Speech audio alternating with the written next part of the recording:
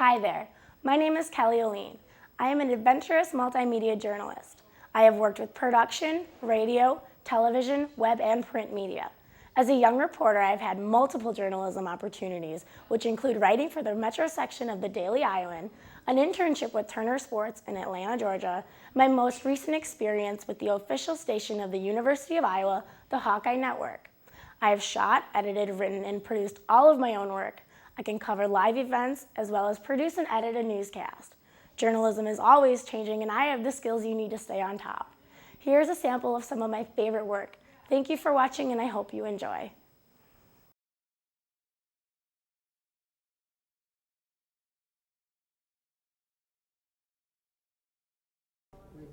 Satellite voting, also known as absentee or early voting, allows people to vote prior to the original poll date.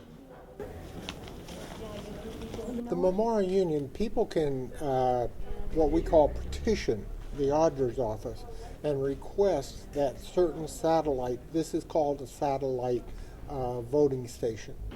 In Iowa, early voting takes place at each county in the auditor's office, as you can see behind me here. The state of Iowa began satellite voting prior to the 2012 presidential election. Satellite voting means people may petition to allow early voting elsewhere. These locations can be open for a day or more. We are holding actually a total of 11 satellite voting stations before Election Day, May 7th. The state of Iowa says that a satellite voting can take place anywhere, but the requirements to uphold a satellite station call for a minimum of 100 signatures on a piece of paper. Once 100 signatures have been gathered, the group may establish a satellite voting station anywhere they choose for a day or longer. Politicians hope this will be useful for people to not miss their voting deadline. I'm Kelly Aline, Daily Iowan TV.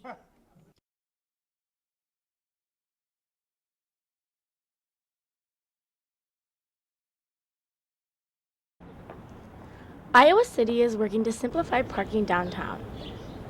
The city has implemented multiple smart meters around the downtown area. In doing so, Iowa City has hired locals as well as Iowa City officials to roam about the downtown area.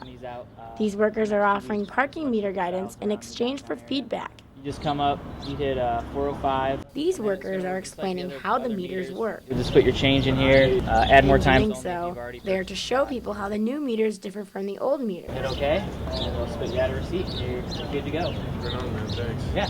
These new ones will take credit cards, so we're interested if people are excited about that, if they're going to use credit card, if it's worth it.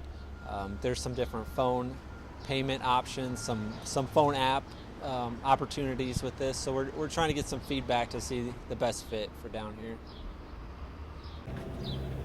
The feedback received will go towards future Iowa City parking meter plans. The new meters have a credit card slot as well as a place for change.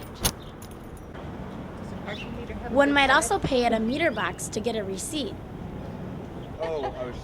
Iowa City hopes to bring in more locals with the new parking payment options. For the next 2 weeks, Iowa City locals as well as other Iowa City officials will be walking around in black and yellow jackets with clipboards, explaining how these credit card meters work.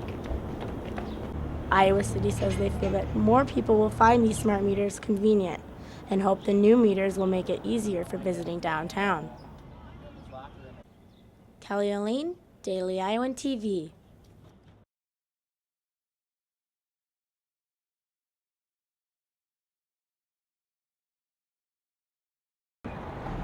Iowa City's City Park is located on the banks of the Iowa River. City Park's Riverside Shakespeare Theater is the host of Riverside Jam Arts and Music Festival.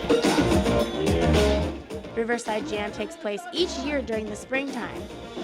Prior to this year's annual Riverside Jam, Iowa City received anywhere from 8.5 inches to 13.5 inches of rain. As a result, the rain inundated the banks of the Iowa River and many parts of Lower City Park. As you can see behind me, there is flooding here at the park. However, after 3 days of rain, the show must go on.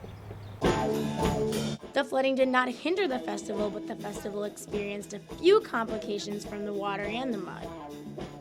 Well, we've had some basic issues with distribution of power, but other than that, the water hasn't affected us too much. We've had some mud, but I do wish we would have brought in our own generator, just because it's an extra source as a backup. Riverside Jam Festival coordinators admit they did not generate a backup plan in case it rained. I brought that up yesterday. I was like, well, what if it does rain? We're really glad that we got lucky, but I really don't know what would have happened. But we're thankful for the nice weather. The city of Iowa City has not commented on the standing water occupying the Lower City Park, nor has the city released any future plans regarding Iowa riverbank flooding. Riverside Jam Festival coordinates say the success of this year's festival is proof that weather, along with flooding, will never be a reason for them to relocate venues. I'm Kelly Aline, Daily Iowan TV.